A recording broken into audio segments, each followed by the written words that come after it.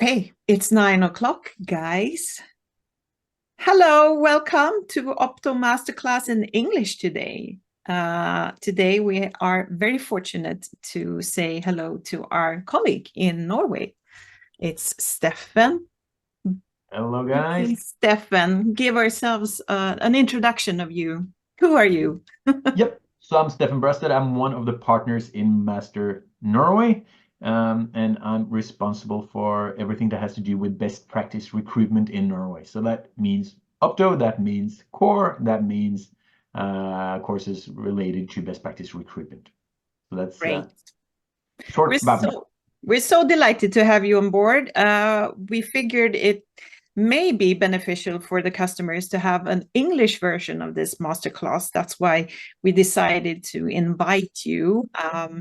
Since you have a lot of experience with Opto, you probably are the one in the master family who has the most experience with Opto, I would say, since you've been very deeply involved in the DNV certification of Opto. Yeah. That's probably true because it is, of course, DNV certified in the Norwegian market. So the Norwegian version of the test is DNV certified. Yes. Yeah. Which is very, very good, of course. And we're kind of benefiting from that as well in Sweden, due to the fact that many of customers today are asking for certified tools within the Nordic market, not necessarily the Swedish. So we're very happy that we have a Norwegian version of the certification to offer. Yeah. My name is Susanna. For you who haven't met me, I work with the customers and the support and, well, customer success, I would say today, which is probably quite alike with what Johanna does. Please, Johanna, who are you? Who am I? Yeah. I am handling our clients, of course, and I'm also, as well as you, doing our training sessions and trainings in for our certifications and stuff like that. Yeah. Great. So today we have a fairly short session. I know what it's going to be like when we get started. If we are talking too much, just let us know. We're going to try to figure out the time here so we don't overdo it too much. But we have an agenda to stick to. We're going to talk about Opto, of course, and we are going to be concentrating on behaviors. We are going to figure out how the Opto behaviors, and then we talk mostly about the aspects in this case, how they correlate to the Big Five theory. So we're going to shortly and briefly go through the Big Five theory, making sure you have a brief understanding of what it is, and then how it correlates to the 20 aspects. And that could be a pretty interesting discussion, I would say. So we're going to stay for a while in that discussion and wrap it up with some how we're going to look at the aspects and what kind of behaviors do you need in times of downsizing and cost savings, which I say we probably are in. However, we are getting some positive signs on the market. I don't know how it is in the Norwegian market, but in the Swedish, we are seeing some positive signs that the hirings are starting to climb up again. I don't know. How is the Norwegian market in that sense?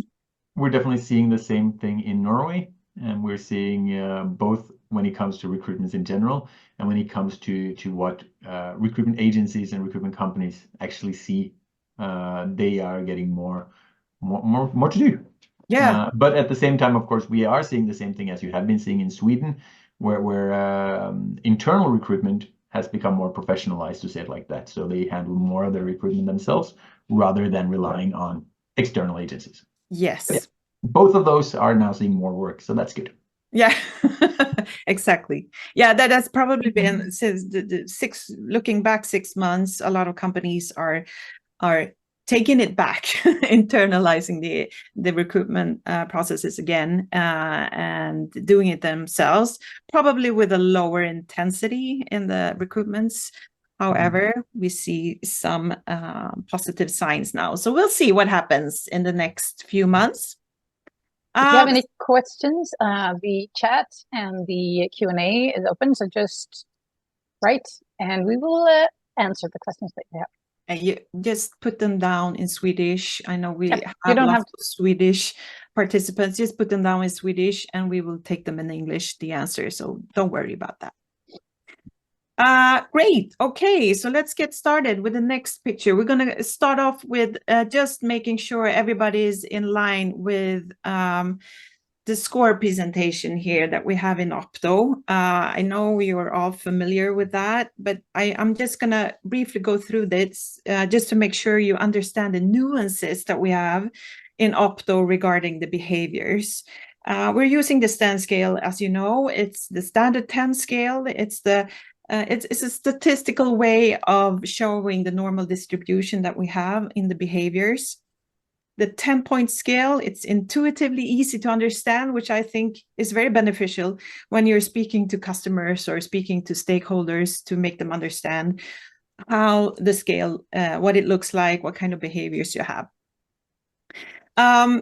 We talk about the score here, OPTO score. That is the what we call it when we have like a 5 in this case. The OPTO score is 5. And when we look at the nuances, what do you say, guys? How would you describe this? For me, for instance, this is, and the easiest way in some ways to see this is as you know, in OPTO, the reports you get are score specific. That means you get text based on the score you get on the aspects. And it's not so that we have one text for each score. We have one text that comes if you get a score from 1 to 3. And that, of course, is when you have a minimal expression of the behavior where it's more passive. It's not necessarily something that comes natural or automatic. We have one text that comes on a score from 4 to 5. That's what we call below average. You will see some of the behavior, but less than average. And 6 to 7, that's above average. And that's when you show the behavior, probably a little bit more than average. And 8 to 10, that's when you have a high score and you strongly exhibit the behavior. It is something that will pretty much always be visible. Now, remember when we say these words of it's something you will rarely see or something you will always see, it always is mitigated by a person's skills or a person's what a person has learned throughout their work life. So that's important to bear in mind. But seeing if you have two of the same individuals with different personalities or with the same experiences, but the same, but different OPTO scores, then you would be seeing different behaviors based on this. Yeah. And for the ones that are newly certified, we've talked about this in the certification training, and at that point we use the scale, this view actually, but we put 4, 5, 6, and 7 together, and that has to do with the norm. Yeah, so we don't mix it up, right? Yeah. To make it clear. So when we talk about the norm group, we say 1, 2, 3, 4, 5, 6, 7, 8, 9, 10. Yeah. Right. Yeah. So because 4, 5, 6, 7 is of course where you find 70% of people will have a score between 4 and 7. So that's the big average. Yes, that's a big average. That's a good point, because actually, if we talk more in general about the average per se, it's actually on the 5 and 6, I would say, and that is the top of the normal distribution, and that's where we will find the most like average type of behavior. But however, this is how we display the text according to the score that you have. So we have actually some differences between 5 and 6 when it comes to definitions, but it's still like the top of the normal distribution. So that's very important to point out. The norm is one thing and the definitions is another. All right, so we have cleared that out, and we've had some just to make sure, we've had some issues with the passive behaviors. Can you just briefly take us through that, Johanna? What were the things we were talking about? Maybe it was probably like 2 years ago we had something like that. First of all, we had it's hard to translate to different languages to start off. We get words that sound positive or negative, so we need to stay clear of that. So we did a walkthrough. Well, we went through all the low scores and changed that. We also did A revision. Revision of our norms, yeah, and how they are displayed on, or the normal distribution to make that more even as well. And we also started to teach how we see the low scores differently, because a lot of our users come from MPA, where the scale is, we ask about the whole scale from introvert to extrovert. But in in these types of tests, we actually only ask test taker to what extent do they have this behavior. So how much of an extrovert are you? If you have a 1, it doesn't mean that you're an introvert. It just means that you don't display extroversion that much. Right. So that's a difference. We don't get the whole scale, so to speak, in these tests. So we started to teach it differently to make sure that everyone understands that 1, 2, 3, the scores of 1, 2, 3 are passive, right? So it could even be hard for the test taker to come up with an example. An example. Thank you. So usually nowadays, if I do test interviews, I don't go through those scores, because usually the test taker go, gee, I don't know, maybe, yeah. So we usually talk more about the criteria and your score towards the criteria or compared to the criteria, which means that I usually go through 2 or 3 dimensions, because if the rest should be a match, right? And the low scores I almost never go through, because it's hard for the test taker to unless, of course, the criteria displays that you need shows some kind of behavior. Then of course you have, of course, there's a gap between the criteria and the person result. Then you have an issue, of course. So if you're on the low side and there's a high end score for the criteria, you have an issue, of course. Criteria is always king. What you can say is that you can call OPTO a unipolar test. You're actually measuring the degree of the behavior. Whereas in EMPA, you have a bipolar test. You measure, you have some kind of behaviors displaying the left-hand side and the right-hand side, which are strengths in both sides. So here because when we talk about the OPTO scale with our clients and our users, some people tend to think that 1, 2, 3, they are the ones that are pitfalls, and 8 to 10 is the strength. But it's actually 8 to 10 is both strengths and pitfalls. They're the strong behaviors that could be hard to be flexible in or change. So I like to talk that is a strength in my line of work. I can be quiet, but I shouldn't work in a library, because in a library, my strong behavior will be a pitfall. And hard for me to change as well.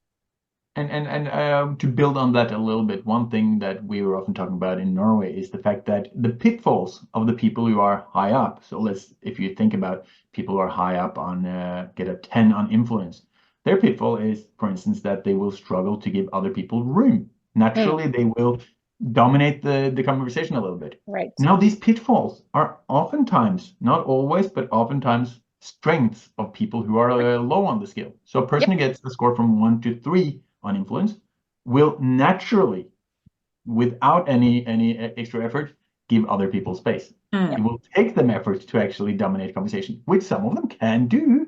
But it's important, and that's also a way to remember it, is that the people who are the low scores are not weaknesses. It's just that they don't have that strength, but for a specific position, it could actually be a positive. It's easier to change a passive behavior or to add to a passive behavior than to change a strong behavior. Because the strong behaviors tend to be something we really like about us as well, right? So if I have a passive, I need to tone up a behavior. I need to be more of something. That's almost always easier than to back down on something that is me. right? Then you could, of course, also say that if you have a passive behavior, you might not get that high on the level if you train too much. It won't come naturally to you. So that would be a struggle for a low scoring person to actually try to develop your behavior. It would probably be easier for people who have from a 4 and up, who have some extent of the behavior. They can actually train themselves and be more dominant or more to have some more influence in your day-to-day life. Right. So that is also important to be clear on.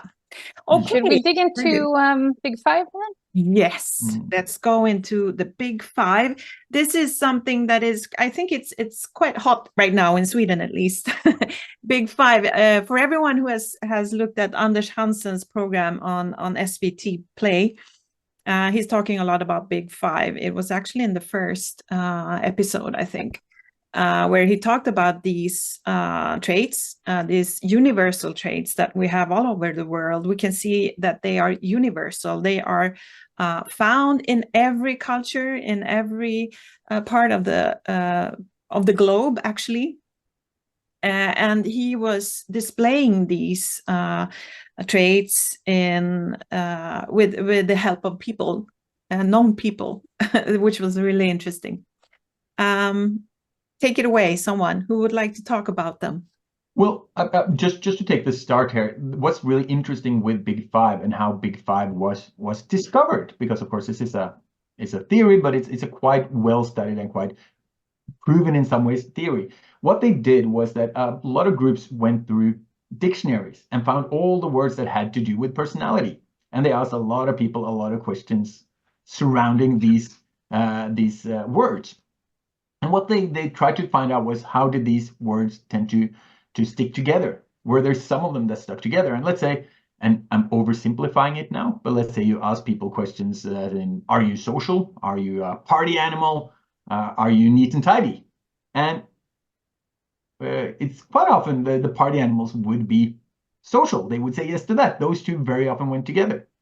But the neat and tidy part, well, you have some social party animals who are really neat and tidy, and some social party animals who really are not. And they found out that it tended to stick together in 5 big areas. And what's really interesting is that this was found by several groups independently of each other. And they gave them slightly different names. But the ones that are sort of the gold standard right now are these ones that are listed here. And the mnemonic that you can use, so the thing you can use to try to remember it, is the word ocean, because the words are openness, conscientiousness, extroversion, agreeableness, and neuroticism. The issue with that is you have to remember the word conscientiousness, which is not necessarily the easiest word to start with. But as long as you're able to remember that, then you're set to go. And it's easier when you actually know what the words mean. Yeah. So openness, well, as it says, it reflects a person's willingness to explore experiences and unconventional beliefs. It's openness to new knowledge, openness to complexity. Those are the things that you find in openness. Conscientiousness is, as it says, it measures one's degree of organization, responsibility, and self-discipline. It's whether or not a person is naturally structured and prefers structure. Neat and tidy. Yeah. Extroversion describes the extent to which someone is outgoing, social, and energetic. And this one is one that's often misunderstood, because people think that because you're extroverted, you care about other people. But no, you care about being seen by other people, which is a big difference. And actually, if you want to look for the people who care about other people, then you go down to agreeableness, because that reflects a person's tendency to be compassionate, cooperative, and empathetic towards others. Last but not least, and this is probably the one that can most easily be misunderstood as well, we find neuroticism. And that measures emotional stability versus instability. As it says, it indicates how prone someone is to experience negative emotions like anxiety and depression. So when you read that, you understand that some of that is stuff that shouldn't be measured in a recruitment setting. You can also see that these other ones, it seems like the higher you are, the more you have of these strengths, but neuroticism. But yes, that is how it is. Neuroticism is very often then reversed. And that's what we've done in OPTO as well. The trait resilience, I mentioned resilience in OPTO, is to a large extent, a reversed neuroticism scale. Yes. We also need to explain when we started to talk about the STEM scale. So it goes to the extent of something.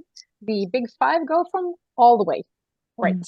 So if you have high on you can have high on neuroticism. You can also have low on neuroticism. So that is a full scale, right? So that's different from OPTO. Yeah, that's true.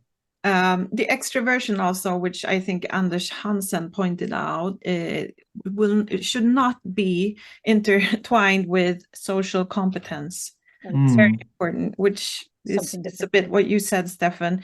If you're talking about people caring about other, will probably have more high on agreeableness than on extroversion specifically. And it's also a skill. That is something you can train. Yes. You can learn how to have conversations which are feasible for both parties. Yes. So, and that's of course something that's often very confusing when we talk about personality. We get that, you have skills, you have culture, you have all these other things that will color the way you actually use these traits, how these traits are becoming visible in a way. Yes. Right. We can expect that about 50% is genetic also when it comes to these traits. And they are also fairly stable over time. There will of course be some development over time, of course. As he said, I think that the agreeableness actually goes high. Goes higher. Neuroticism goes low. Yeah. Over time. So that's what you can expect when you get older. You get more agreeable and you get less anxious. But of course, this is statistics. So for individuals, it could go the other way as well. So that's why it's fun to work with these things, because it is quite complex. So let's dive into OPTO then. Just a brief overview of the dimensions and the aspects. I know that this, at least for me, when I started off with OPTO, I was so confused. What was dimensions? What is aspects? What is what? The importance here is that the dimensions is the aggregated level. That is where we aggregate the aspects, the underlying aspects. They are 20. And we actually measure the aspects. So when we ask questions and have items in the questionnaire, we ask questions that are pointing to these 20 aspects. We have about 5 to 8 questions for each of every aspect. So it varies a bit how many questions per aspect. But at 154 questions in total in the form. Yeah. And they are aggregated up to the dimension level, and here we have some correlations with the big five. So let me show you. And this is the theoretical. Maybe take it away, Steffen. You know everything about this. You have worked with this. Oh, sorry. Yes, like you said, these are the theoretical connections to Big Five, because when OPTO was created, OPTO was very much created to be based on Big Five. That means we had that as a basis when we made it, but we also realized that there were aspects or areas in Big Five that weren't relevant in a work environment. So we removed them. Under openness, you have openness to emotions, openness to aesthetics, openness to feeling, to fantasy. Some of those we didn't really include, but of course other areas of Big Five, such as openness to new knowledge or openness to complexity, that stuff we definitely included. Same with neuroticism, we removed everything that's more clinical, because that's not relevant in a work situation or is actually wrong to measure. So we removed all of those. And when we created the aspects were all linked to areas in Big Five, and we expected to see these correlations. We've later on done studies that have shown that, yes, we do find that they do correlate with areas of Big Five. There's a lot of aspects here. So we are taping this, so you will get the video after. So you can stop here and check and read everything, because we will go through it, but on a higher level. Yeah. And what are these high E's and high A's and high O's? And of course, that's when we talked about ocean right before. So if you need to skip back in the video and see that, go ahead. But that's basically what we have here. And we can see for some of them it says high. Well, that means that they would correlate a high with a high score on assertiveness would correlate with a high score on extroversion. Of course, because that is being a bit socially dominant. But a low score on neuroticism. So don't necessarily go around thinking, oh, what do everyone think of me? They are a bit more just going out and doing it. Yes. And Very we well. see What kind of what can we, like, in a short overview, what can we say? Where do we have the big correlations if we look at the areas? If we have people, for instance, what traits are more common to see correlations to in the people area? Extroversion and agreeableness, right? Extroversion for influence and yes, and neuroticism for resilience. Yes, so of course. Neuroticism is also there. I see that on trust it says high O. That should also have an high A, or because that's trust has is quite directly correlated with under agreeableness. You do have one of the same name, trust. Good. But that's probably but that's a small typo, just FYI. Yes. In the middle, we have a lot of conscientiousness. Yes. Yes. In operations. We actually have a high C on every single aspect under operations, as you can see. So the high conscientiousness, and this is of course important when we look at the studies that we made, the predictive studies, Steffen, all about them. What could we find there in these studies that we made? Well, it depends on the study. If you look at the generic studies of Big Five, to start there, what you find is that for pretty much any position, a higher score on conscientiousness is correlated with a higher performance. Does that mean that for all positions you need people who are high on efficiency, high on delivery, high on compliance? Of course not. And that's where the fun part of job analysis comes in, where you really can go in depth and see where this actually applies. And there might be positions where you want a low score on these. And we've seen that in internal studies that we've done for clients, where we have had fun positions where you actually want a lower score, both maybe to have the patience with the position or to be able to handle a position that's quite unstructured. There could be all kinds of reasons there. Good point. What we can see in studies we made is that pretty much all the KPI driven roles need a high efficiency. That's basically what we've seen. and that is also what Big Five studies show most often, that when you're actually measuring a person's performance with KPIs, you need the high efficiency. You need to have a high drive, a high goal orientation, and industriousness to actually perform. For sure. So that is basically probably the most important dimension if we look at those kinds of roles. So yeah, but if we look at a KPI-driven role when it comes to delivery and compliance, maybe not so much in all the cases, I would say.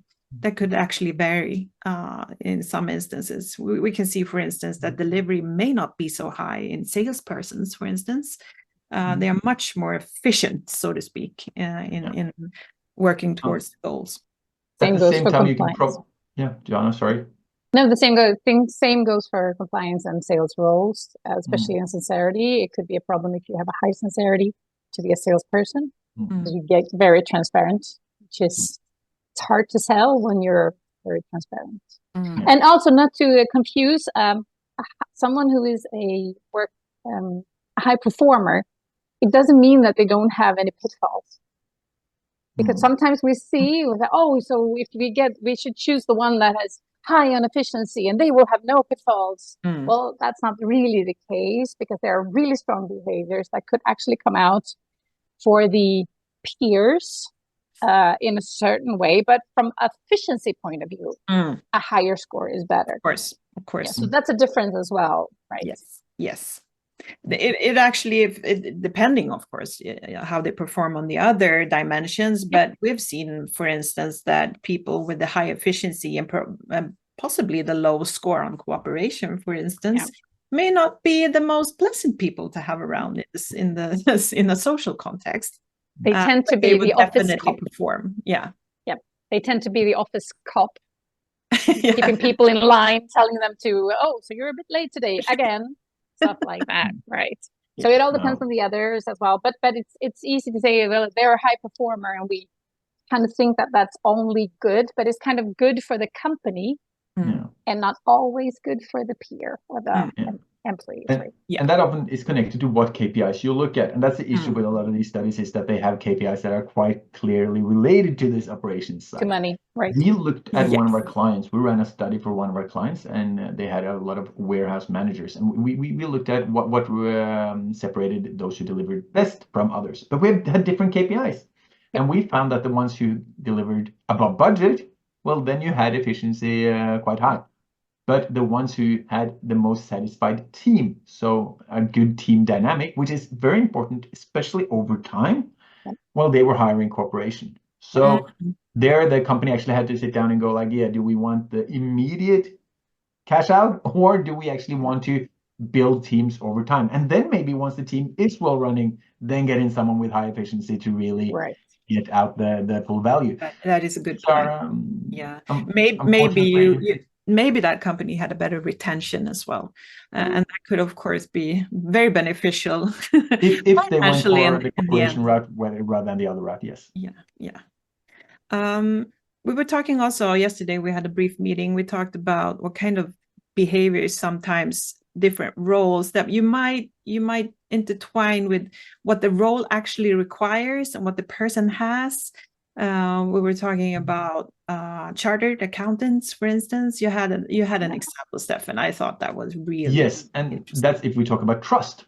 And this was an accountant who we went through the OPTO model, and one of his colleagues went, you're an accountant. All of you guys need to be low on trust. You need to be skeptical. Because if you're because of course, like Johanna said, if you're high on something, there are some pitfalls, and being high on trust, that means how much you trust others. You could become a bit naive. But what he said was, no, in those settings, it's not about actually using your personality. You need to have a professional skeptical attitude. And that's also an important thing to remember here, that yes, it's not only about the personality, it's about the professional skills as well. Exactly, the skills and the tools. Yes. It's actually, and that is a big difference. What is a skill and what is a personality trait in that case? And it's very, very important to differentiate between them, I'd say. And if you look at I think it's a study by Judge and Zapata from it's either 2005 or 2015, one of those, but where they look at how personality actually affects how people perform in a job situation. And what they found is that there are two things you have to look at. One is how structured is the job, basically. So how strong of a position is it? And there you have the professional skeptical attitude, because that should be based on actually a set of rules. So you're not doing it based on personality. You're doing it by following a checklist. And the more structured a position is, the less personality has to say. So let's say a very structured position would be an airline pilot. You are told when you're taking off. You're told the altitude you should fly on. You use checklists. It's highly related to that. And I think if you catch a plane from Sweden, from Stockholm to Oslo, if that plane is late, it's got nothing to do with whether or not the person has a high score on influence. No. It's completely irrelevant. However, they also said that the second part is, do you actually get to use these traits, what they call trait activation?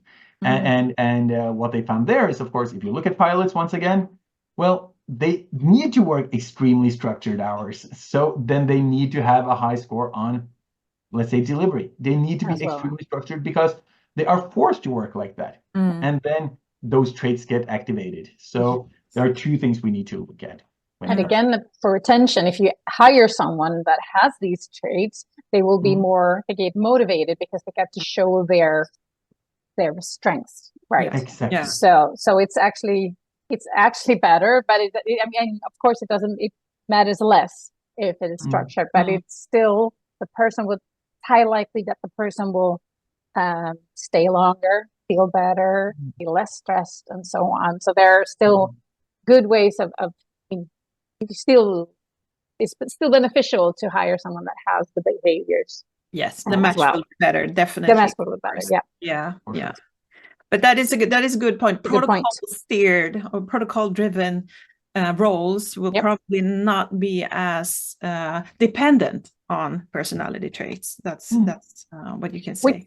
Which is an interesting point when we talk a lot about creativity. A lot of managers want to hire someone who's creative, but it's not that much in the position. Yeah, and if you have a structured position, then the creativity part could actually blossom because you get to check all the things that you need to do, and then you have time left for the creativity, right? But for positions that are also unstructured and creativity, like high on ingenuity and innovation, it would be crucial because otherwise nothing would be done, right? It would be, So of course it matters as well. Yeah. And for the accountant, which is a structured role, the skill is to follow the protocols, the processes, and stuff like that, and then have high on trust because they can build relations with the clients. Right? Yes. That is a point, of course. So let's go with the last part, the exploration part. What kind of correlations can we see there? Oh. And it's openness, as you said, to new things, learning new things, to solving problems, thinking outside of the box, the creativity, and so on. Except for risk taking, it's actually not that it is, but it's not that big, right? We said it's below what we count. Right? Yeah, what we find with risk taking is that's mainly based on extroversion. Yeah. It's got a low. It also has a low C, as you can see, and that's of course because it's about not necessarily following the rules, going outside of what's expected. So that's where that comes in. But with extroversion, that's definitely a key trait of extroversion in general. That you do see higher risk-taking behavior in all aspects. It's important to remember in OPTO, when we talk about risk-taking in OPTO specifically, it is based on work situations. So it's not about whether or not the candidate loves bungee jumping or roller coasters. It's about whether they are inherently more attracted to taking risks at work. And those risks could, for instance, be moving into a brand new field, or it could be trying a new business venture. These types of things is where that comes in. I think it's interesting that extroversion is so high on the three aspects on innovation, because that is not, it's kind of, it's not intuitively so for me, at least. When I think of extroversion, it's like, oh, I get energy from being with other people. But it's actually, when it comes to adaptability, it's when things change, you go to others and talk to them and make connections with them, which will help you with new ways of working, or new with change. You get to talk to people and you get to understand how they handle this issue or a process or whatever is changing, right? And it's the same thing with creativity.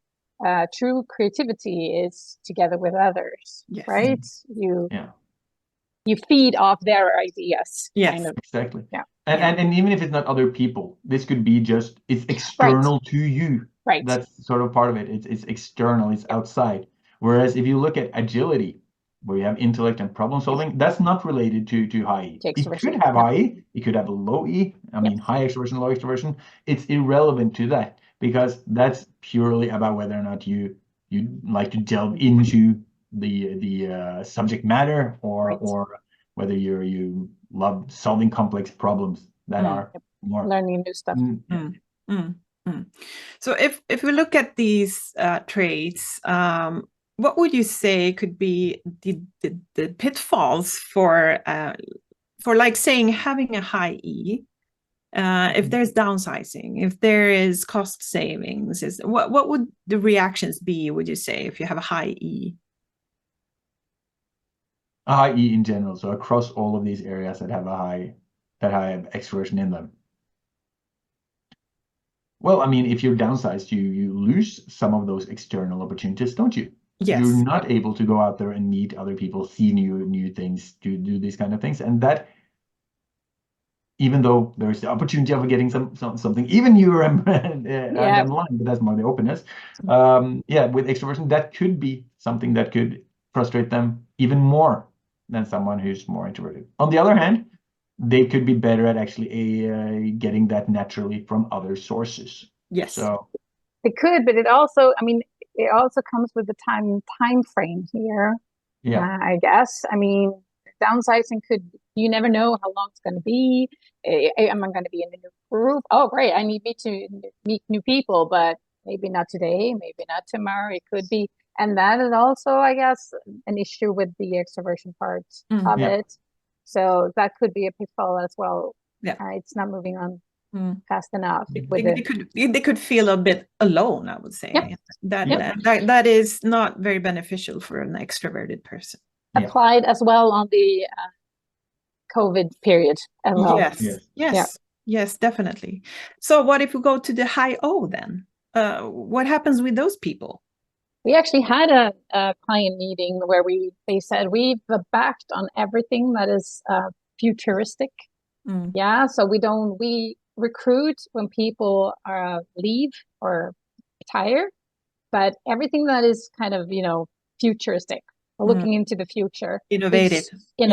Yeah, we've stopped that. So people high on O don't get that fed to them.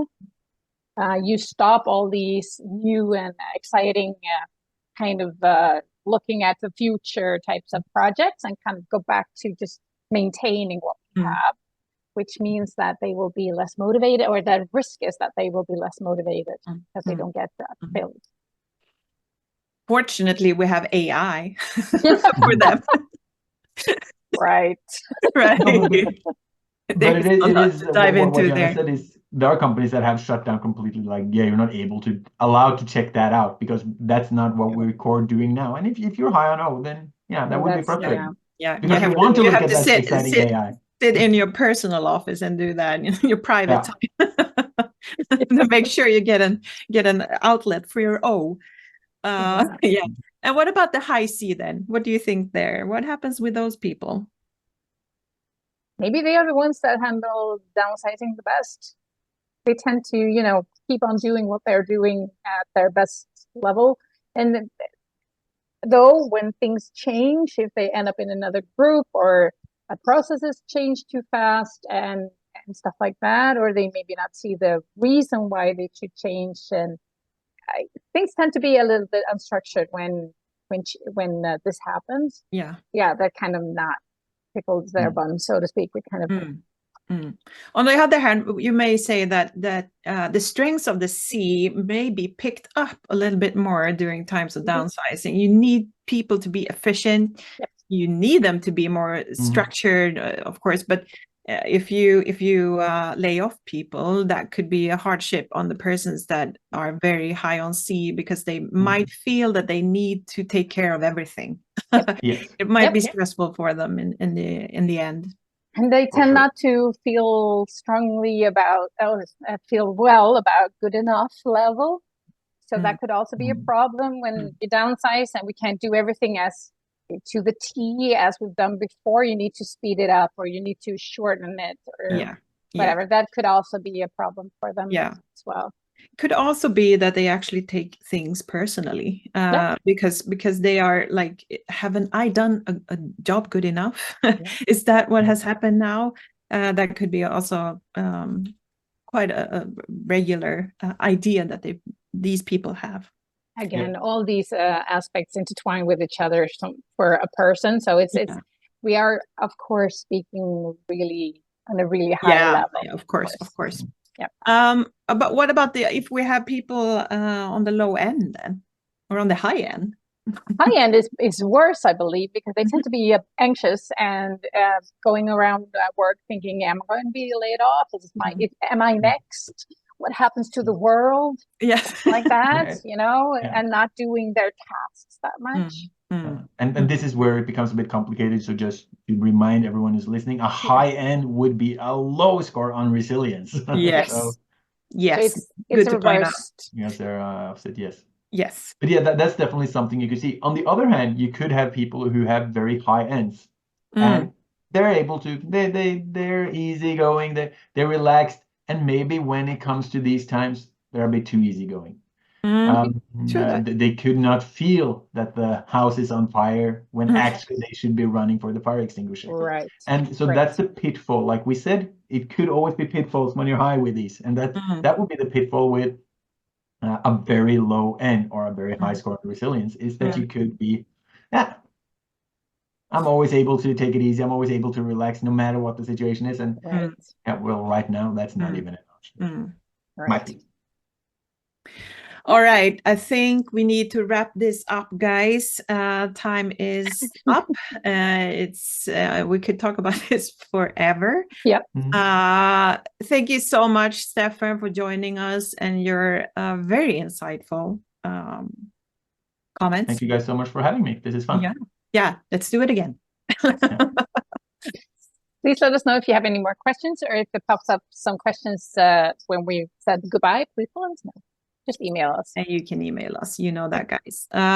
So thank you for today, and see you maybe tomorrow on the core masterclass. It will be Swedish then, but we will keep it up. And we will also come back with other masterclasses later on before the summer. I think we haven't really planned it yet.